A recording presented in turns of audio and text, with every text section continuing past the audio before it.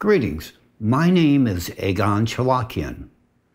Today I will reveal what the interdisciplinary team at ALLATRA has been working on for the past 30 years. Something that has remained unknown to the global scientific community and to society at large. We believe the time has come for people to learn the truth about this research, which is decades ahead of any existing developments. Today you will come to understand the profound significance and vital importance of ALLATRA's work for every person on this planet. The world must finally see the complete picture of what is happening to our planet's climate, what the true causes are behind the escalating destabilization and climate anomalies, and how all of this is interconnected with atmospheric processes, ecological systems, and global geodynamic changes. What we are talking about are deep causal relationships that still remain outside the field of view for most people, including the scientific community. Today, I will do my very best to explain everything as clearly as possible so that every person, regardless of their background or profession, can understand it. I will present it gradually, step by step, clearly and coherently, so that everyone understands precisely what is happening in the world and what lies ahead if we do not take responsibility into our own hands. In the course of this address, I will explain the physical mechanism by which deep geophysical processes influence the state of the atmosphere and contribute to the increasing frequency of atmospheric anomalies, including such a dangerous phenomenon as turbulence. I will substantiate why traditional methods of forecasting turbulence are becoming less effective. I will also outline the potential consequences for flight safety in the near future. Additionally, I will address one of the most critical yet still underestimated factors, one that is silently destroying the human body from within and eroding the planet's ecosystem, introducing a catastrophic imbalance. ALLATRA scientists have dedicated 20 years of research to this factor and have uncovered what modern science has yet to recognize. I am speaking about nanoplastic, its properties, some of which you may not even be aware of. This is no longer a matter of scientific curiosity. It is a shared crisis and a shared responsibility. No one is exempt from its consequences. We are all participants in what is happening to our planet. The sooner humanity understands what ALLATRA has been warning about for 2 decades, the greater our chances of changing the trajectory and preserving life on Earth. Why am I raising this issue with such urgency? Because the current catastrophic trends will inevitably continue unless decisive intervention is made. What awaits humanity in the near future? You will hear from me shortly. Let's start with a well-known atmospheric phenomenon today, turbulence. Today's topic concerns every one of us without exception. However, those who travel by air regularly have likely been the first to notice a troubling trend. Turbulence is no longer a rare occurrence. Official statistics confirm these observations. Flights are indeed becoming increasingly turbulent. But why? Familiar air routes are turning into high-risk zones, and the root cause lies much deeper than is commonly believed. However, let's begin with the consequences, the dangerous trends in aviation that have already become impossible to ignore. In late July 2025, just about 2 weeks ago, the BBC published an article titled, "Why Plane Turbulence is Becoming More Frequent and More Severe." The article highlights exactly what we at ALLATRA have long been warning the global public about. Unfortunately, many are only now beginning to grasp the reality of what we've been saying. According to the BBC article, airline passengers are increasingly encountering a growing problem. More frequent and more intense turbulence during flights. Forecasts indicate that the frequency and duration of turbulence could double or even triple in the coming decades. The consequences of this trend are being felt by both passengers and airlines. In 2023, 40% of serious injuries on board aircraft were directly related to turbulence. Airlines are incurring substantial financial losses, ranging from $200,000 to $1.9 million per year. They are being forced to alter flight paths, which lead to increased fuel consumption. It is well known in the scientific community that turbulence can arise from a variety of causes. There is a convective turbulence, triggered by clouds and thunderstorms, orographic turbulence, caused by mountainous terrain, and a phenomenon known as clear air turbulence. As the name would suggest, this type of turbulence occurs in seemingly clear skies and is undetected by onboard sensors. According to the BBC article, clear air turbulence is typically caused by sudden shifts in wind speed or direction. However, this explanation fails to account for a critical aspect: why aircraft, when caught in clear air turbulence, can suddenly drop dozens of meters within seconds. A striking example occurred on May 20th, 2024, when a Boeing 777 operated by Singapore Airlines encountered sudden clear air turbulence over Myanmar while en route from London to Singapore. The aircraft lost 178 feet, approximately 54 meters, of altitude in just 4.6 seconds. Passengers who were not wearing seatbelts were violently thrown into the ceiling and aisles. One person even lost their life, marking the first fatality due to turbulence in the past 27 years. Research published in June 2023 reveals that over the North Atlantic, the most severe instances of clear air turbulence occurred 55% more frequently in 2020 than in 1979. And yet, despite the steadily increasing frequency and intensity of turbulence, so-called experts continue to assure us that it is more of a nuisance than a serious safety concern. I quote from the BBC article, "But even if turbulence becomes more frequent and severe, experts say there is no cause for concern." Oh, what a bitter, short-sighted delusion that is. Turbulence, especially clear air turbulence, is a very real cause for concern, and it is precisely the lack of understanding of its underlying mechanisms that leads to such reckless conclusions. As early as April 2023, prior to release of the aforementioned study on the rising trends in clear air turbulence, ALLATRA, in collaboration with our partner project, Creative Society, held a forum entitled Global Crisis: There is a Way Out. Therein, we publicly outlined the trends and projections for the intensification of this phenomena. Moreover, we presented the specific mechanism by which dangerous episodes of clear air turbulence occur, incidents that have, in fact, ended in aircraft crashes. Please take a look at this excerpt from the presentation.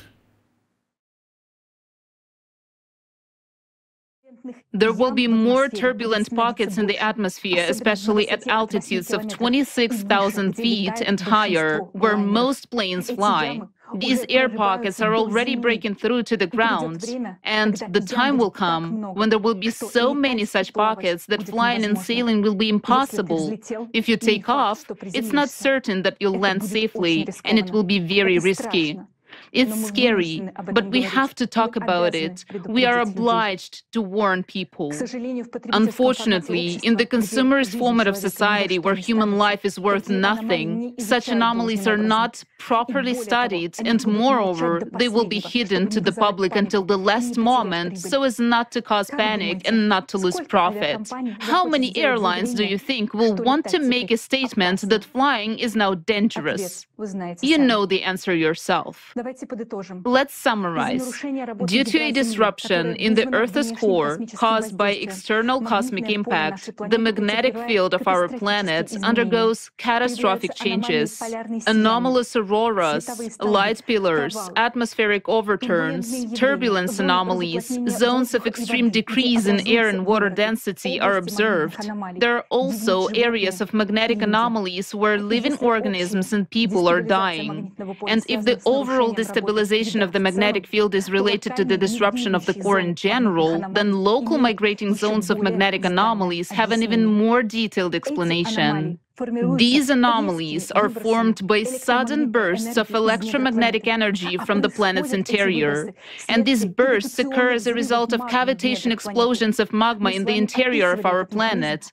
Due to the destabilization of the core, such explosions occur more and more frequently, which means that soon we will observe not only intensification of the above-mentioned anomalies, but also a huge amount of lightning striking from the Earth's surface and an increase in the number of ball lightning. All the facts you have heard today about the changes in the electromagnetic field indicate that our core is already extremely unstable, and that means that our planet is currently following the worst scenario of the cycle of climate catastrophes. I want to emphasize that atmospheric heating certainly plays a role in intensifying turbulence and jet streams.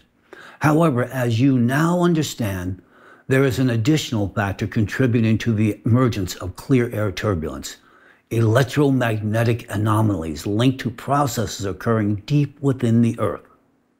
These are processes that continue to escalate exponentially. No matter how much you may wish to hear comforting reassurances, I must speak the truth, however harsh or frightening it may be. Based on our mathematical modeling and forecast of ongoing geodynamic trends, I can identify the time period in which the final flight in human history will take place. And I say this with full responsibility. I'm not referring to a specific date, but rather a quarter within a given year, with an approximate margin of error of 3 months. 2 years ago, we publicly warned of the growing turbulence. We knew what was truly happening, and what we are now witnessing is merely a consequence of these processes. Moreover, the situation will only continue to worsen with each passing year. If humanity fails to take decisive action, the time will come within the foreseeable future when neither airplanes nor helicopters will be able to lift off the ground. Global air travel as we know it today will cease to exist. However, there is an alternative. In order to sustain air transportation, humanity will need to return to airship technology. This method of flight will remain viable far longer under changing atmospheric conditions. If you recall our earlier forecast and warnings, you will begin to grasp the true nature of the processes now unfolding. To help you better understand what is currently happening on the planet, let me briefly remind you of the essence of these processes. Earth's atmosphere is an extraordinarily complex dynamic system in which energy is constantly accumulated, transformed, and released through a variety of physical mechanisms. The surge in extreme weather events observed over recent decades points to fundamental shifts in the atmosphere's energy balance. It is now accumulating energy rather than releasing it. The energetic processes within the atmosphere form an intricate web of interconnected physical, geological, and electromagnetic phenomena. At this moment during the 12,000-year disaster cycle, we are witnessing exponential accumulation of various forms of energy in Earth's atmosphere through numerous mechanisms. The trigger for this chain of events is the arrival of an external cosmic influence at the Earth's inner core, which initiates a cascade of energetic processes across all layers of the planet. The core itself, heated by this external cosmic influence, releases colossal volumes of thermal energy. This energy melts the mantle, which in turn transfers heat to the Earth's crust. Additionally, instability in the core leads to fluctuations in Earth's rotational speed. Simultaneously, changes within the core generate electromagnetic disturbances that propagate throughout the planet, affecting the ionosphere. These disturbances in the magnetic field create additional kinetic energy in the form of altered atmospheric circulation. Put simply, when fluctuations begin in the Earth's magnetic field, they affect the motion and behavior of particles in the upper atmosphere. These changes cascade downward to the weather-bearing layers, where they can intensify winds, influence cyclone formation, and even disrupt established climate patterns. However, atmospheric effects are merely the tip of the iceberg. Disturbances in the magnetic field reflect far deeper processes taking place within the planet. The rising energy in the outer core directly affects mantle geodynamics, causing it to melt more intensely. The melting of mantle material leads to deep-focused earthquakes. We have spoken about this phenomenon many times before, but let me remind you once again. Deep-focused earthquakes occur at depths ranging from 300 to 750 kilometers beneath Earth's surface. At such depths, earthquakes should not be occurring because the material of the inner mantle exists under extreme pressure and high temperatures. Under these conditions, mantle material is expected to deform plastically rather than fracture, and therefore should not generate seismic events. Nevertheless, such earthquakes are regularly recorded, and until recently, their underlying mechanism remained unclear to scientists.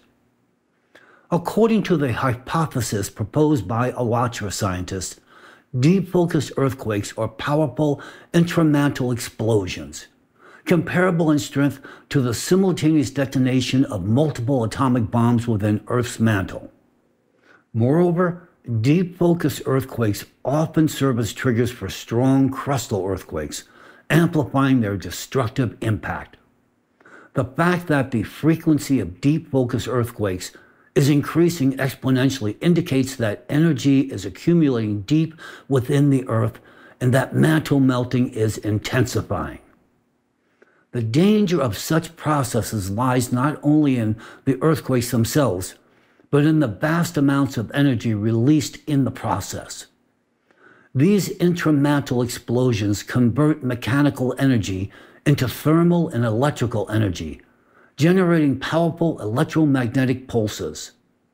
These pulses propagate through the Earth's layers and reach all the way to the atmosphere, causing disturbances in the magnetic field and redistributing electrical charges. As the mantle heats up and fluctuation in Earth's rotational speed occur, molten magma begins to rise toward the crust. Like an overheated liquid, it expands and seeks an outlet through fractures in the crust. On the surface, this manifests as earthquakes and volcanic eruptions, which in turn discharge energy directly into the atmosphere. Megathrust earthquakes, such as the Kamčatki event with a magnitude of 8.8, release enormous amounts of energy that have accumulated in the lithosphere over decades or even centuries of geological stress. The energetic potential of such a catastrophic event is measured in petajoules, equivalent to the detonation of several tens of thousands of nuclear bombs, comparable in power to those dropped on Hiroshima. This energy is not only expressed in seismic waves traveling through the Earth's crust, but is also converted into kinetic energy of tectonic plate motion, potential energy from rock deformation, thermal energy from fault friction, and acoustic energy propagating through the atmosphere. And as a result of these mechanical interactions, an immense amount of energy is released in the form of static electricity. It is critical to understand this. Why? That will become clear to you shortly. Following the magnitude 8.8 mega earthquake, several volcanoes in Kamčatki became active, releasing ash columns into the atmosphere, reaching altitudes of 6 kilometers. Volcanic eruptions release vast amounts of thermal energy and generate powerful convective flows, kinetic energy that fuels atmospheric motion. Volcanic eruptions also generate colossal electrical potential.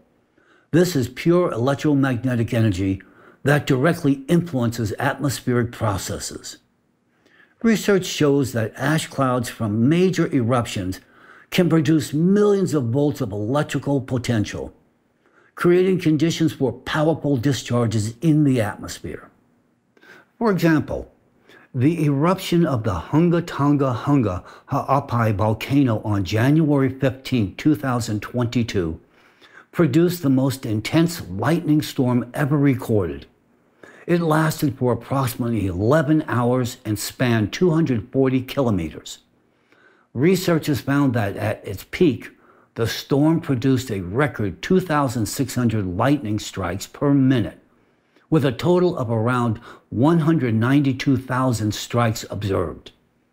Moreover, they discovered that this storm occurred at an unprecedented altitude, between 20 and 30 kilometers, higher than any lightning previously recorded. Today, volcanic activity is relentlessly increasing in other regions of the world as well. This trend is confirmed by a chart showing the cumulative number of eruption days for nearly 300 volcanoes across the planet. You can now see this chart on your screen. It is based on open data from the Smithsonian Institution's Global Volcanism Program. And if we examine the data by individual regions, the graphs become even more revealing. In the Adrian region, 27 volcanoes. In East Africa, 12 volcanoes. There has been a steady increase in activity, especially over the past 20 years. A marked rise in volcanic activity has also been observed in the Sunda-Banda Arc region, 39 volcanoes, of Southeast Asia, and in Northwest Pacific region, 56 volcanoes, particularly in recent years. Without question, the most potent manifestation of magmatic activity is the Siberian magma plume, located in Russia, which I mention in every one of my addresses. This is a massive stream of superheated magma rising from the Earth's interior towards the crust, spreading beneath the territory of Siberia and covering an area roughly the same size as the Australian continent. The evolution of the Siberian mantle plume represents an immense source of thermal energy. The plume's heat generates colossal convective flows within the mantle, which influence tectonic processes throughout the entire region. The energy of the plume manifests in several ways. First, through direct heating of the Earth's crust and thermal influence on the near-surface layers. Second, through the generation of kinetic energy as a result of changes in tectonic stress and atmospheric flows. Third, through the creation of electromagnetic anomalies caused by changes in the conductivity of rocks as they are heated. Another colossal source of energy is the ocean. Magmatic processes beneath the oceanic crust lead to the heating of ocean waters, creating an additional reservoir of thermal energy. In the past, this excess heat was relatively quickly transferred to the atmosphere and then released into space, providing a natural cooling mechanism for the world ocean. However, whereas previously this heat escaped through the atmosphere into space, today a critical factor in the ocean's energy accumulation is the contamination of ocean waters with micro and nanoplastic. Plastic particles act as a thermal insulating layer, obstructing normal heat exchange between the ocean and the atmosphere. In effect, the ocean is no longer releasing heat outward. It begins to retain it internally.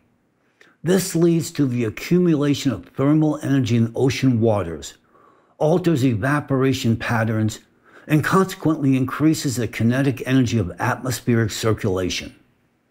This process accelerates ocean heating and disrupts the planet's natural cooling mechanisms. The increase in energy within Earth's atmosphere is expressed through both rising kinetic and potential energy. Kinetic energy in the atmosphere is directly related to the movement of air masses. It is the energy of winds, cyclones, hurricanes, and other dynamic systems. The faster the air moves, the greater the kinetic energy. Potential energy, in turn, is stored in the vertical position of air masses and in the latent heat associated with water's phase transitions. When this energy balance is disrupted, it produces unprecedented weather anomalies across the globe.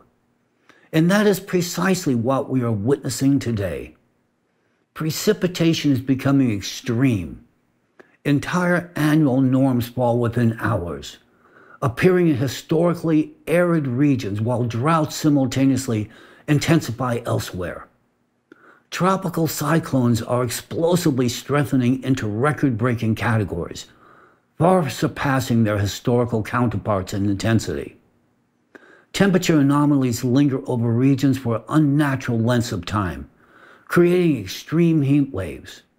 We are seeing abrupt temperature fluctuations, winters with spring-like warmth, and paradoxical heat distribution, such as scorching temperatures above the Arctic Circle alongside anomalous cold farther south. Wind regimes are undergoing transformation. Sudden hurricane-force gusts are now emerging in atypical regions, and extratropical cyclones are rapidly gaining destructive power. Tornadoes are multiplying, expanding their geographic reach, and breaking traditional seasonal patterns.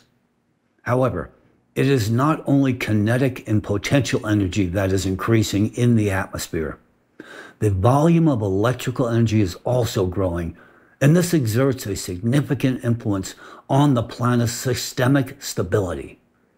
This process is especially evident in the Arctic. There, under cold and dry climatic conditions, lightning activity should remain relatively stable, even with rising temperatures. However, actual data show the opposite. The number of lightning strikes north of 65 degrees latitude rose from approximately 18,000 in 2010 to over 150,000 in 2020, an almost tenfold increase. This indicates a substantial buildup of energy within the atmosphere, with far-reaching implications for Earth's climate system. Overall, the global distribution of lightning activity is uneven. Some regions are experiencing an increase in both the number and intensity of lightning strikes, while others are seeing a decline. It is imperative to note that in drought-stricken areas, the number of discharges decreases. This is due to changes in atmospheric density and the influence of wind patterns. It is essential to understand that a warmer atmosphere can retain significantly more moisture and transport it over longer distances. This leads to a paradoxical phenomenon.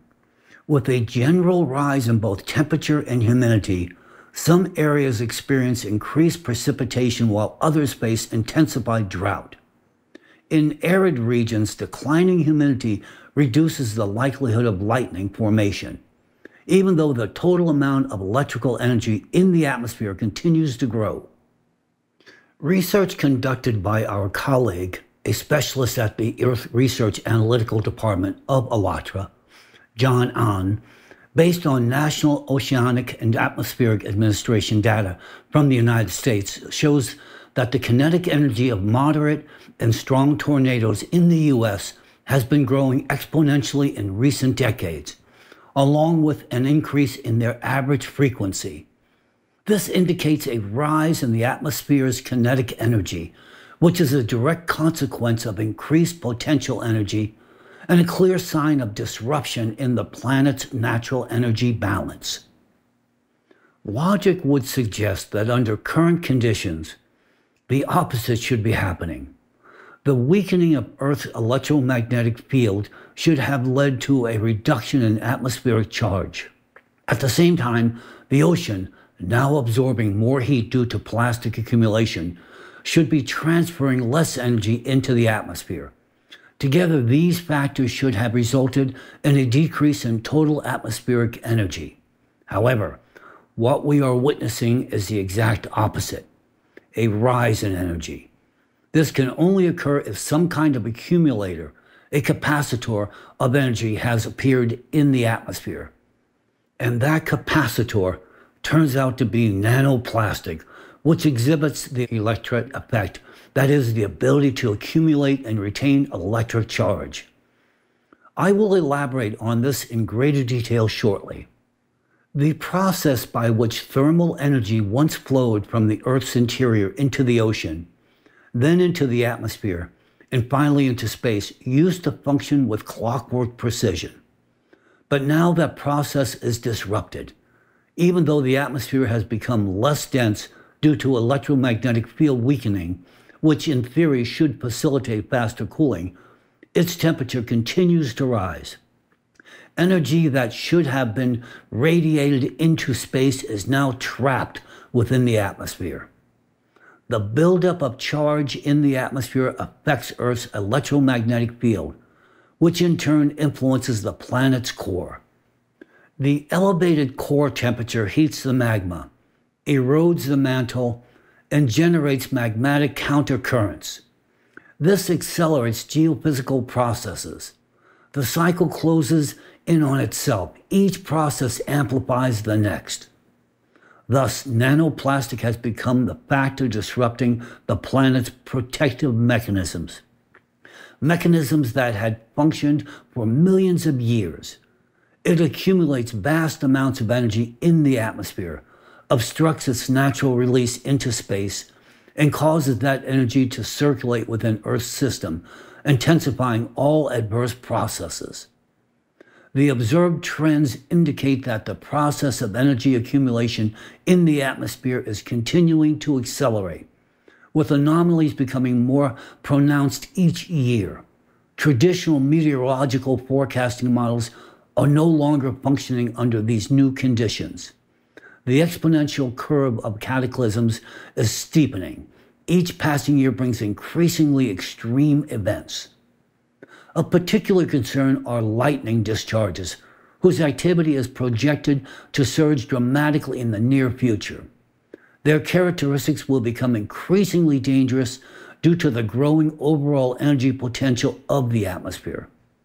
Even now, the energy accumulation within the core mantle atmosphere system has reached critical levels. These transformations in the atmosphere are part of a broader process of planetary change driven by the 12,000-year disaster cycle, in which the conversion of potential energy into kinetic energy occurs at an accelerated pace, creating cascading effects throughout the climate system. As the diagram shows, we are witnessing a convergence of processes that are currently disrupting the planet's geodynamic and ecological systems. As you already know, the excess energy produced by Earth's core was once gradually released from the planet. Initially, it was partially dissipated through the ocean, then carried into the atmosphere, and eventually radiated into space. This step-by-step process ensured that excess energy did not remain trapped within Earth's interior or atmosphere, but instead escaped the planet, relieving pressure on its internal layers. However, this natural mechanism is now broken. Nanoplastic does not merely add to the existing environmental challenges. It is the primary factor disrupting the planet's natural energy balance. If it were not for plastic, the ocean would effectively discharge excess energy. That energy would not be lingering in the atmosphere, and we would not be facing the threat of a Siberian plume eruption, the activation of supervolcanoes, or other grave consequences that now await us. You are already aware of how plastic in the ocean hinders the release of excess energy. But the situation in the atmosphere is even more alarming. The accumulation of microplastics and nanoplastics in both the ocean and the atmosphere is causing more and more energy to remain trapped within the Earth's system, becoming the driving force behind the increasing frequency and intensity of natural disasters. It is important to understand that nanoplastic poses a danger to us, not only as a climate disrupting factor, but first and foremost as a threat to life itself within the biosphere, including the species Homo sapiens. This is a catastrophe of humanity's own making. Without nanoplastic, we would have passed through the current climate cycle just as we had in previous ones, experiencing a degree of natural activation, but without facing the threat of a Siberian plume eruption or other severe catastrophes capable of bringing our own existence to an absolute end. Today, the amount of micro and nanoplastic in the atmosphere has reached astronomical levels. These are no longer isolated particles. They now constitute a new, permanent component of our atmosphere. Let me remind you that up to 25 million metric tons of plastic particles are transported each year over thousands of kilometers by sea air, ocean spray, snow, and fog, crossing countries, continents, and oceans. And this figure accounts only for the portion of plastic movement that current instruments can roughly detect. When it comes to nanoparticles, scientists still have very little accurate data on their atmospheric concentration simply because modern instruments are not yet capable of detecting and distinguishing them reliably. According to preliminary estimates, the concentration of nanoplastic may be several orders of magnitude higher than that of microplastic, but reported values still range from thousands to millions of particles per cubic meter of air. We are quite literally stewing in a soup of plastic dust. Once exposed to ultraviolet radiation, these particles pose a dual threat. Their surfaces become rougher, allowing them to accumulate heavy metals such as lead and mercury. But the core danger of this plastic lies not in its chemical toxicity, but in its physics. Each of these trillions of particles functions as an electret. What is an electret? Imagine a permanent magnet, but for static electricity. It is a substance that once charged holds that charge for weeks. Scientific studies confirm that nanoparticles of polystyrene, PET, and other plastics carry a persistent electrical charge. They become charged from virtually anything: friction in air currents, cosmic rays, lightning discharges. These are trillions of microscopic energy magnets floating in the air. Now let us return to the fundamentals. Earth's atmosphere is a complex electrical system. Benjamin Franklin was the first to recognize that water plays a key role in the system, and Michael Faraday later discovered that electricity rises from the friction of water droplets. Now imagine introducing trillions of microscopic electrical magnets into this finely tuned system, free-floating in the air, clustering together to amplify their charge, and carried by moving air masses. The number of these invisible plastic nanoparticles above our heads is already comparable to the number of stars we see in the night sky, and that is no exaggeration. To help you grasp this, let me offer a simple analogy.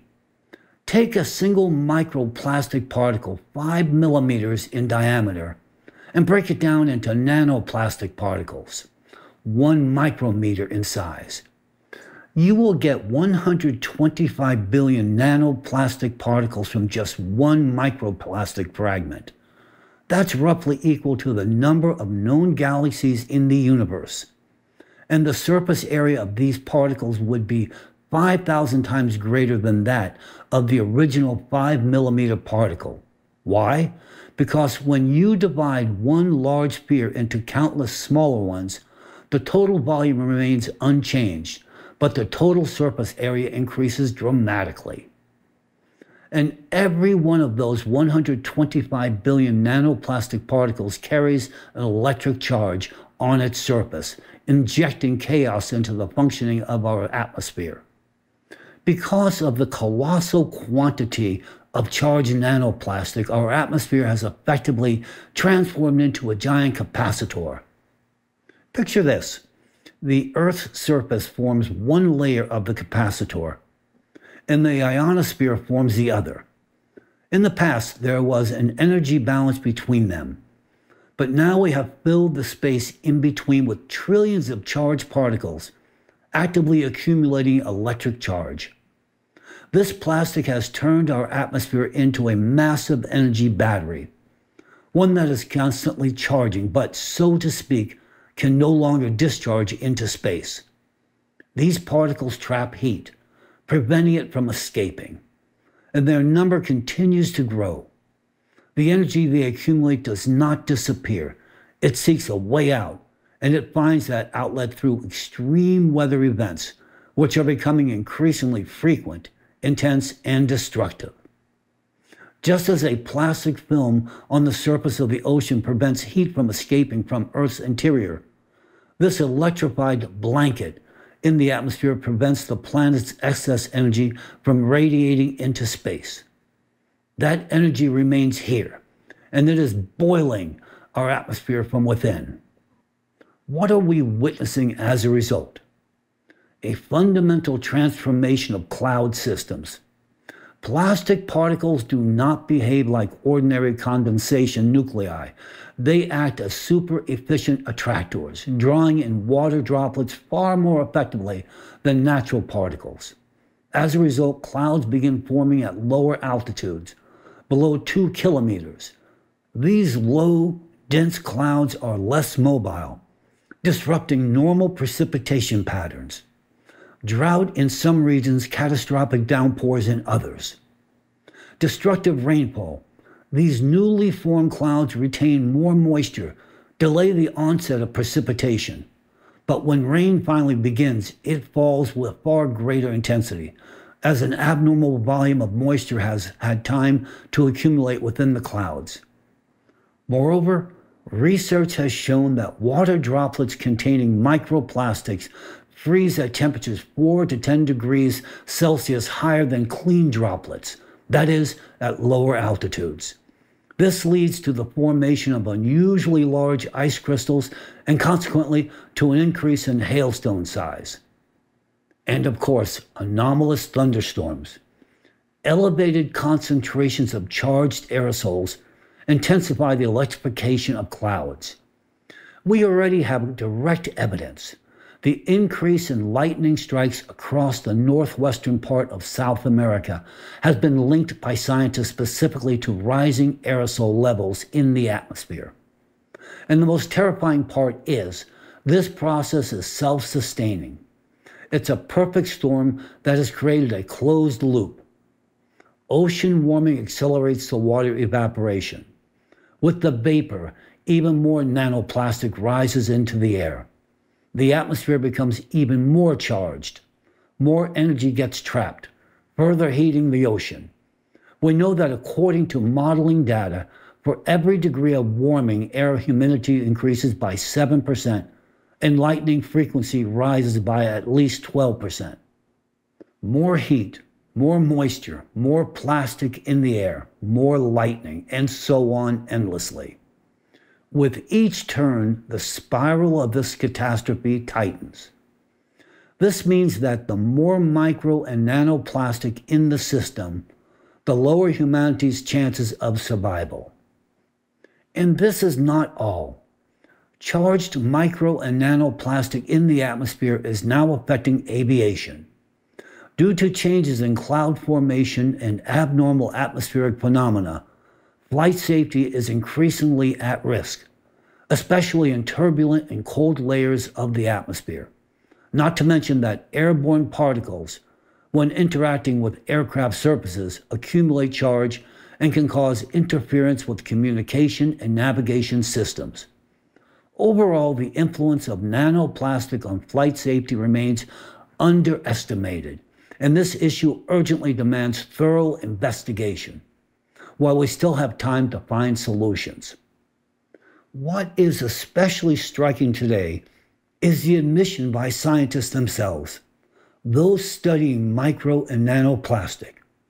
Scientists are saying they are afraid because humanity is flying blind, unaware of the full scale of the danger posed by plastic and unable to fully grasp its devastating impact on the biosphere as a whole, and on us in particular. Today, the scientific community is increasingly sounding the alarm over the disturbing rise in sudden deaths, among which micro and nanoplastic are being cited with growing instance as a potential contributing factor. And we warned the public about this many years ago. We stated that cases of sudden mortality would become more frequent and emphasized the urgent need to investigate new health risk factors. Science is only just beginning to grasp the true scale of the threat posed by micro and nanoplastic. For example, recent findings have revealed that the average adult inhales 100 times more plastic particles than previously estimated. However, even these figures pale in comparison to the conclusions presented in a recent report by The Lancet. The global plastic crisis is already costing the world $1.5 trillion annually in deaths and injuries. Micro and nanoplastic are now being found everywhere in the lungs, blood, brain, and placenta, and the true extent of the harm they inflict remains vastly underestimated. Modern science is only beginning to approach these questions, while ALLATRA warned about them long before the current scientific discoveries. Today, the scientific community is merely confirming what we stated 20 years ago. Even then, our research and analysis pointed to the potential risk associated with plastic nanoparticles, and most importantly, to their surface charge. The connection between the microcosm and global energy shifts reveals the systemic nature of this crisis. What we are facing is not a series of isolated environmental disasters, but a disruption of the fundamental balance of the entire Earth system. This closed loop of energy accumulation in the atmosphere and throughout the planet's entire system must be broken. Today, only the ALLATRA scientific team offers a concrete proposal for a solution, while others merely describe the problem. Whether our concept is viable and effective remains an open question. I'm not claiming we offer a panacea, and none of us expects someone else to take on the responsibilities for its implementation. Nearly 3 decades ago, when we were all much younger, we were driven by the naive belief that it would be enough to identify the root cause of the problem, point it out, and the world would unite to solve it together. But reality proved to be quite different. We encountered a deeply fragmented world where everyone is consumed by their own concerns, even as we face one common global task that demands collective effort. That task is to relieve the pressure within Earth's magmatic system through the planned degassing of the Siberian plume. This is the one measure that could reduce the strain on all volcanic systems across the globe and ease the pressure of magma against the lithospheric plates. I've come across the claim that we supposedly speak of degassing the Siberian plume as a way to flood Russia with lava and destroy it. But I must say, regrettably, if no one listens to us, the Siberian magma plume will leave nothing behind, not only of Russia's territory, but of human civilization as a whole. As long as people continue to measure everything by self-interest and the size of their wallets, we remain in tremendous danger. Especially now, as it turns out that to the volcanic chaos we must add yet another catastrophic threat, one that functions like a time bomb humanity has placed under itself. namely the electric charge retained on micro and nanoplastic particles. This charge is the key danger. At the global level, not a single effective solution has yet been found.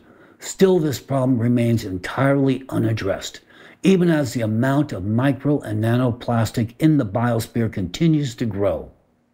And as of now, only the ALLATRA scientific team has proposed a working concept.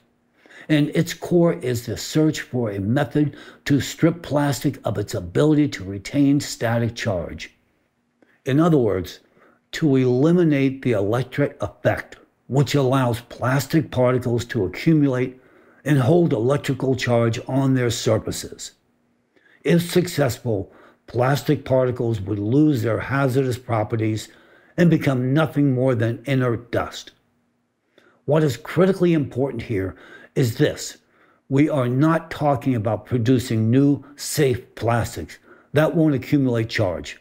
We are talking about neutralizing the charge on the plastic that is already in the atmosphere, in the oceans, and most alarmingly, inside our own bodies. To put it plainly, the amount of nano and microplastic already present in the biosphere is sufficient not only to trigger widespread biological system failure, but to wipe life from the face of the planet several times over. That is why simply halting the production of new plastic, as some urgently demand, will do nothing to eliminate the threat of plastic-driven extinction. There is only one path forward: understanding how to neutralize or shield the charge already stored in plastic. Everything else is self-deception and inevitable extinction. And now, at a moment when the world urgently needs to consolidate its scientific potential to address this fundamental global challenge and neutralize the threat, certain individuals who present themselves as scientists categorically deny that micro and nanoplastic pose any real danger. I would like to share another observation, continuing my earlier debate regarding statements made by certain members of the Russian Academy of Sciences. I must admit, my faint hopes for a glimmer of common sense from this syndicate of experts have once again come crashing down. This time I was especially struck by the bottomless absurdity of their arguments, claiming the supposed complete harmlessness of nanoplastic. With deep interest, and I won't hide it, a certain intellectual astonishment, I reviewed several recent statements from the latest cohort of brilliant minds within the Academy on this topic. Their declarations are filled with performative optimism and an unshakable faith in the indestructibility of the human body.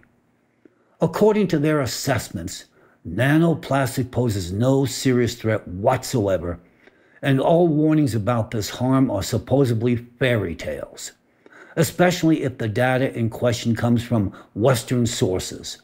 For example, in recent Russian publications devoted to allegedly harmless nanoplastic, the following claim is emphasized: the micro world is only just beginning to be actively studied by the global scientific community, so there is certainly no reason to panic over new eco-friendly research from Western countries. Well then, since reliance on research from Western countries is currently, as always, held in low regard by the Russian Academy of Sciences, which it seems knows better than anyone else, allow me, within the framework of scientific dialogue, to compare some of the Academy's reassuring assertions about nanoplastic with data not from what they consider the ominous Western scientific literature, but from a source they may find far more respectable: the scientific work of their esteemed neighbor, none other than China itself. The most outspoken dismissal of nanoplastic's danger comes from Russian scientist Alexei Hoklov, a full member of the Russian Academy of Sciences and head of the Department of Polymer and Crystal Physics at Moscow State University's Faculty of Physics. He confidently reassures the Russian public with statements such as, and I quote, "The toxicity of micro and nanoplastic particles has not been proven by science. In reality, microplastic particles affect the human body in much the same way as any kind of dust or, for example, sand," end quote. Perhaps Cholakian is unaware, but the global scientific community has already published a substantial body of peer-reviewed studies dedicated explicitly to the toxicity of nanoplastic. For instance, the team led by Professor Zhong Li at China's Southern Medical University recently published findings revealing the molecular mechanism of neurotoxicity caused by micro and nanoplastic exposure. Their research provides solid evidence that nanoplastic can induce neurotoxicity linked to the gut-brain axis. Scientists at Beijing University, in their studies of reproductive toxicity of nanoplastic, found that exposure to micro and nanoplastics derived from polylactic acid causes reproductive toxicity in males, disrupting spermatogenesis and inducing mitochondrial dysfunction in mice. If academician Cholakian remains convinced of nanoplastic's complete harmlessness, after all this, one can only admire his unshakable scientific courage, especially considering that some of the documented effects pertain specifically to male health. And in yet another Chinese scientific review, it is stated directly that, and I quote again, "After entering the human body, microplastics can cause cytotoxicity, mitochondrial toxicity, DNA damage, cell membrane damage, and other effects on human cells and organs, leading to serious consequences such as local inflammation, ecological imbalance, metabolic disorders, etc. in various systems," end quote. So then, while Chinese researchers, and indeed the broader global scientific community, have already reached a clear consensus on the toxicity of nanoplastic, is Cholakian, speaking on behalf of the entire Russian Academy of Sciences, still denying it? That raises a serious question. Does he even understand what nano and microplastics are, and more importantly, how they behave inside human cells? Judging by his next statement, it would seem not. Because in it, Cholakian, the chief expert on microplastic in Russia, as he is often referred to in Russian media, claims that plastic does not interact with human body at all. According to one Russian publication, he asserts that plastic supposedly cannot immediately enter cells. Specifically, Cholakian states, and I quote, "When particles enter the body, a cell, or any biological environment, they are immediately coated with surfactants, surface active substances. Therefore, there is no danger," end quote. This statement directly contradicts all modern scientific data. Cholakian refers to surfactants, that is the protein corona, but completely misrepresents its actual function. It does not protect the body. On the contrary, it enables nanoplastic to infiltrate cells. And that is precisely the most critical point, because it is once the nanoplastic enters the cell that it begins its most devastating work, destroying the human body from within. Dozens of studies, including the most recent work by Chinese scientists, make this perfectly clear. The protein corona acts as a molecular disguise. It renders plastic particles invisible to cellular defenses, allowing them to penetrate the cell. But the true danger emerges after that. When the particle comes into contact with the cell membrane, this outer coating disintegrates, exposing the particle itself. Its positive surface charge then triggers what medicine calls cellular apoptosis, a programmed death of the cell from within. The irony is that science has long since proven that protein corona is not a protective layer, but a Trojan horse that allows nanoplastic to infiltrate the human body and disrupt its function at the cellular level. It is especially alarming to hear such statements from someone who presents himself as an expert. I'm beginning to suspect that Professor Cholakian operates within some alternative physico-chemical paradigm, known only to himself, one that radically diverges from the established scientific understanding of the world. Because in addition to his unconventional interpretation of the protein corona's role, he also manages to claim the absolute chemical neutrality of nanoplastics, stating, "Micro and nanoplastic are chemically inert. They do not engage in chemical reactions with biological molecules or tissues within the human body," end quote. So Cholakian seriously claims that nanoplastic exposure supposedly triggers no chemical reactions, no oxidation, no biochemical effects of any kind. That is truly astonishing, especially considering that the global scientific community, including China, whose research Russian academicians still appear to regard with a degree of respect, holds an entirely opposite view. To date, China has published dozens, if not hundreds, of studies dedicated to the subject of oxidative stress caused by the interaction between nanoplastic and living cells. Numerous studies have confirmed that exposure to polystyrene nanoparticles causes cells to produce large quantities of reactive oxygen species. This triggers an oxidative stress response, leading to damage of lipids, proteins, and DNA. Thus, scientific evidence clearly demonstrates that nanoplastic not only actively engages in chemical reactions with biological molecules, but also causes their mutation and degradation. In fact, the actual mechanisms of impact are the exact opposite of those described by Cholakian. It must be said that in yet another statement, Cholakian has truly outdone himself in his freewheeling interpretations of scientific phenomena. At this point, we are no longer dealing with a mere lack of scientific rigor. We are instead witnessing a truly revolutionary approach to disease etiology that borders on the creation of alternative medicine.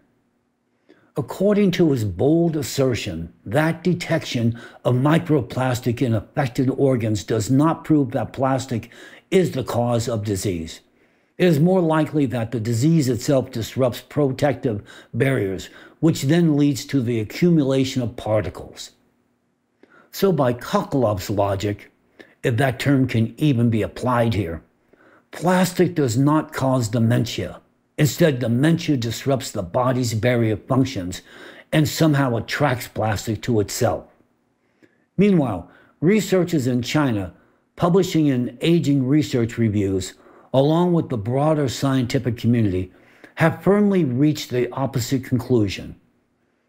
Patients with detectable micro and nanoplastics in carotid artery plaques exhibit significantly higher cumulative risk of myocardial infarction, stroke, or mortality, identifying plastic particles as fundamental drivers of cardiovascular disease progression.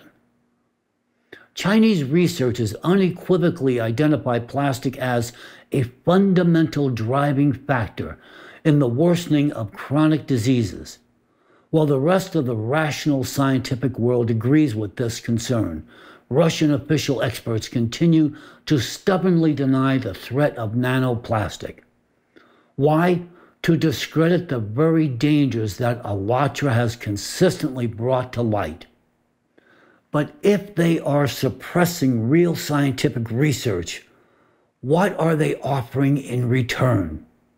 The expert opinions of Cholakian and Vinogradov, and Cholakian is being presented as one of Russia's leading specialists on microplastic. Seriously, is this now the standard of Russia's top scientists? The situation becomes truly dangerous when someone with academic credentials, but without actual expertise in the subject, begins shaping public opinion. His statements, backed by official titles, mislead people into a deadly false sense of security, convincing them that what is killing you is completely harmless. It's like telling people in a burning building, the flames are perfectly safe. Go ahead and sleep. Even more outrageous are remarks from so-called scientists like Vinogradov, who suggest, don't worry about the climate, focus on raising your children instead.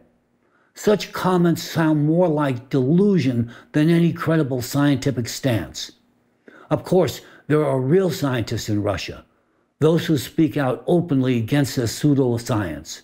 However, the system deliberately gives the microphone only to compliant experts, while ignoring the voices of genuine specialists. Unfortunately, what we're witnessing in the transformation of science in Russia into a tool of propaganda, where truth is suppressed to serve political interest. And in this regard, I'm going to say something that many may not expect from me. Frankly, I didn't expect it myself, at least not as an American citizen. But right now, I am not speaking as an American, and not even as just an ordinary, reasonable human being. At this moment, I am speaking as a scientist. And a scientist, if he genuinely is a scientist, must be impartial and apolitical, guided solely by facts.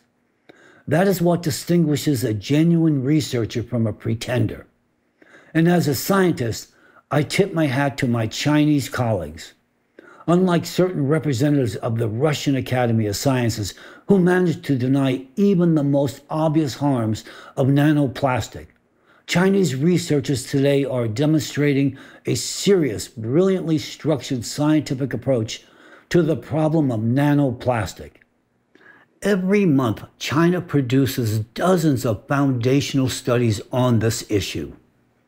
Therefore, I want to express my sincere gratitude to the Communist Party of China and to President Xi Jinping personally for supporting research into nanoplastic and for the remarkable scientific work being carried out by Chinese researchers.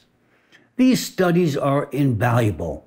They are truly vital for all humanity, for Americans, for Chinese citizens, and yes, even for Russians.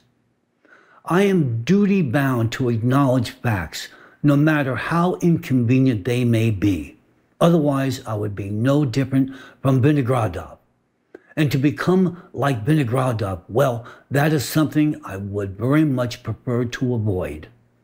While the rational scientific world recognizes the danger of nanoplastic, perhaps not yet fully grasping the scale of the threat, but at least acknowledging its existence, Russia, in contrast, openly denies the problem altogether. This approach is increasingly becoming the signature style of the Russian academic establishment. Systematic suppression of threats, whether nanoplastic or the Siberian plume, all to avoid admitting the obvious, that the scientists of Alatra were correct in their forecast. Everything is done to ensure the Russian public never learns the truth or begins asking uncomfortable questions. The reason is simple. Acknowledging these threats, whether from the Siberian plume or from nanoplastic, would bring inevitable reputational and economic losses to those who control the country's key resources. Admitting the scale of the threat posed by the Siberian plume would shatter the carefully constructed illusion of stability presented to the outside world, an illusion upon which Russia's image is as a reliable partner and target for international investment depends. After all, who would invest in a region perched on the edge of a potential geological catastrophe? Furthermore, Russian institutions genuinely fear that once the truth becomes known to the broader public, mass migration will begin from high-risk regions. This would deal a severe blow to the domestic economy and, by extension, to the personal wealth of the ruling elite. To prevent these losses and maintain control, the authorities have chosen a strategy of repression, operating under the principle, silence the inconvenient truth and destroy those who speak it. To achieve this, those seeking to preserve their capital employ convenient mercenaries such as Alexander Dvorkin. He is a Russian cult expert and so-called extremism specialist, operating through his totalitarian organization, Raciers, the Russian Association of Centers for Religious and Sex Studies. Dvorkin and his structure are notorious for carrying out this kind of dirty work in the past, discrediting innocent people and organizations for a fee. Today, Raciers, which now wields transnational influence, is actively coordinating the spread of disinformation about Alatra and its volunteers. In essence, the propaganda machine of lies manufactured and unleashed by Dvorkin is no longer confined to the Russian public. It has crossed borders, infiltrating even some democratic nations. Their goal is simple: not merely to destroy the reputation of Alatra and its participants, but to force society to reject even the scientific facts about environmental and geodynamic risk that the movement has publicly raised. Ladies and gentlemen, what we are witnessing is a full-scale systemic cognitive war, one designed to make you doubt the very threats we are warning you about. As a result, large-scale repressions have been launched in Russia against law-abiding participants of Alatra. Today, many of them are being brutally persecuted. Some are under investigation, while others have already been thrown into prison. What is especially cynical is that the influence of Raciers, despite being a Russian organization, has now spread into Ukraine, where at the initiative of Dvorkin's agents, criminal cases have been opened against participants of the movement, built on deliberately falsified expert assessments. Just think about it.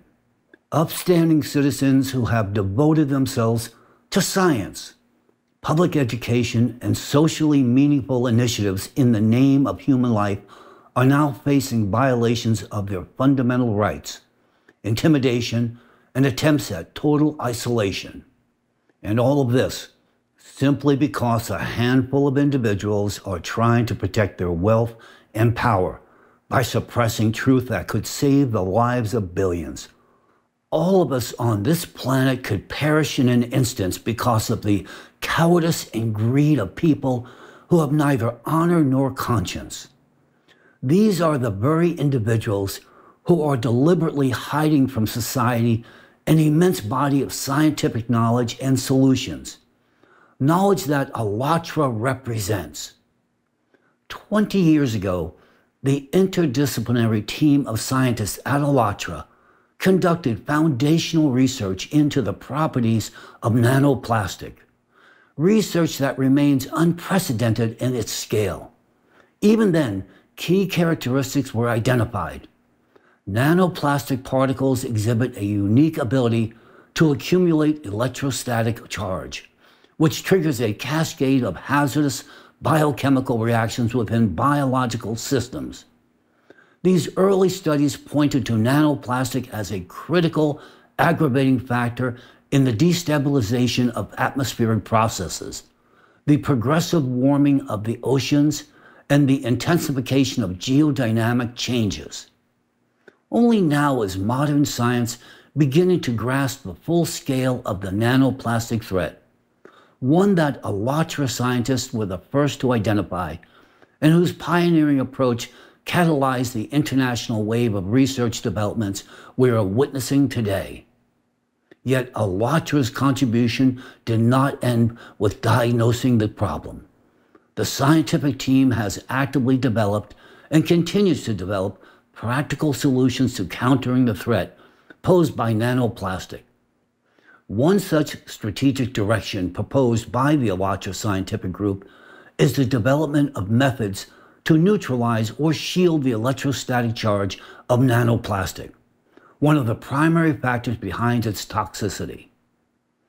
According to ALLATRA's estimates, shielding or neutralizing this electrostatic charge could reduce nanoplastic's potential harm by at least 50%.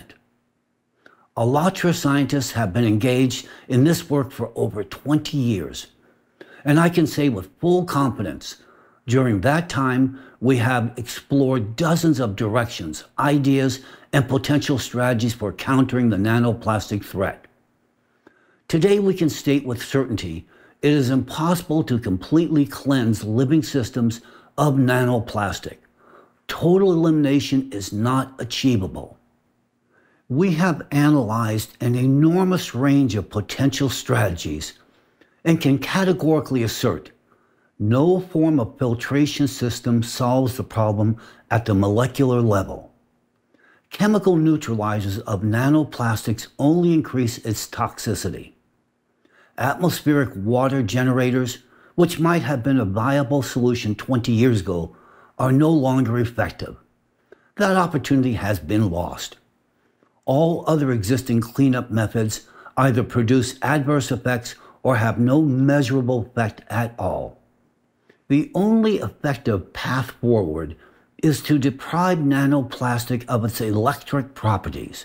In other words, we must find a way to alter its fundamental characteristics, to develop a scientifically grounded method that strips nanoplastic of its ability to accumulate and retain electrostatic charge over time.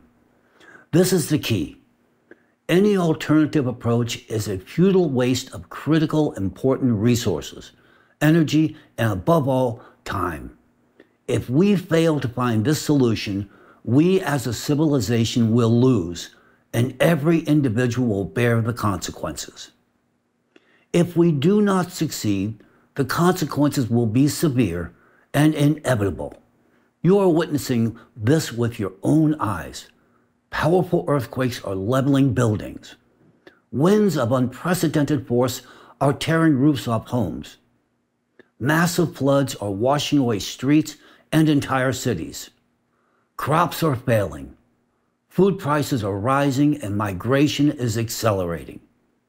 Many of you have already experienced firsthand what it's like to be at the epicenter of the very climate disasters we warned about a decade ago.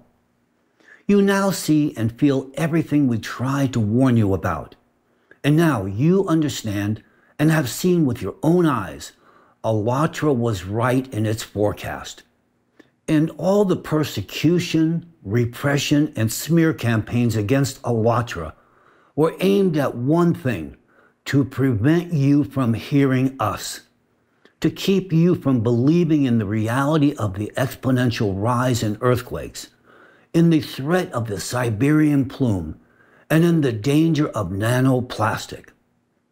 If in the past you had only heard about these dangers, today you are becoming witnesses to their devastating consequences and the fulfillment of our forecast.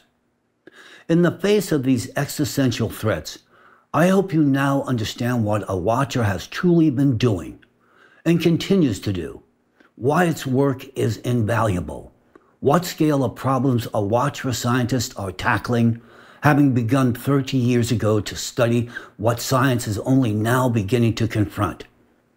It is thanks to those decades of research that we already understand how to stabilize the climate. However, there is one absolute condition. Without solving the problem of nanoplastic, no other measures will be sufficient. All climate and geodynamic processes today have merged into a single self-reinforcing mechanism, one that cannot be halted by outdated methods. It is moving in only one direction, and that direction is against humanity. That is why this crisis demands urgent, systemic, and decisive action. However, if you believe that simply identifying the problem will cause the global scientific community to immediately begin solving it, you are mistaken. The experience of ALLATRA's research makes this abundantly clear. You can see how difficult it is to break through the wall of silence, resistance, and even deliberate discrediting, simply for stepping beyond the conventional paradigms, even when acting solely in the interest of humanity and our collective future. This is precisely why, now more than ever, mass public participation and widespread information outreach are essential. There must be a strong public demand for the allocation of grants and funding for nanoplastic research across the globe, with one overriding priority: to find a way to neutralize its electrostatic charge.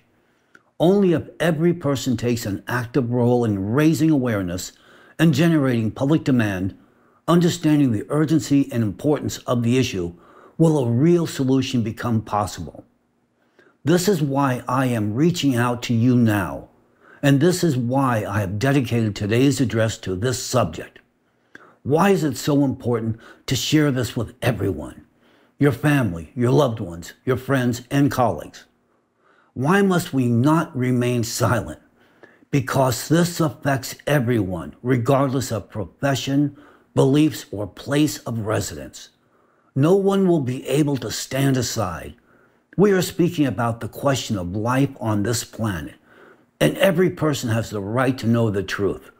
Today, only public opinion has the power to influence the direction of scientific research. Why? Because a group of madmen in Russia who have seized power are actively denying everything ALLATRA has stated. They are willing to sacrifice human lives just to avoid admitting that ALLATRA was right. And even if ALLATRA were to declare that the sun rises, they would deny that too.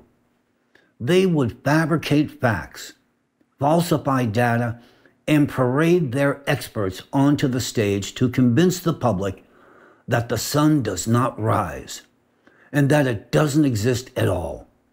And they would continue doing so until the planet collapses beneath our feet. This is a group of deranged individuals fighting against truth, even at the cost of destroying the world. And for what? To protect their own security and preserve their power.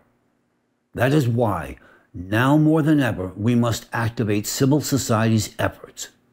Public demand is the only way to secure real funding for science aimed at solving the central threat, the neutralization of nanoplastic.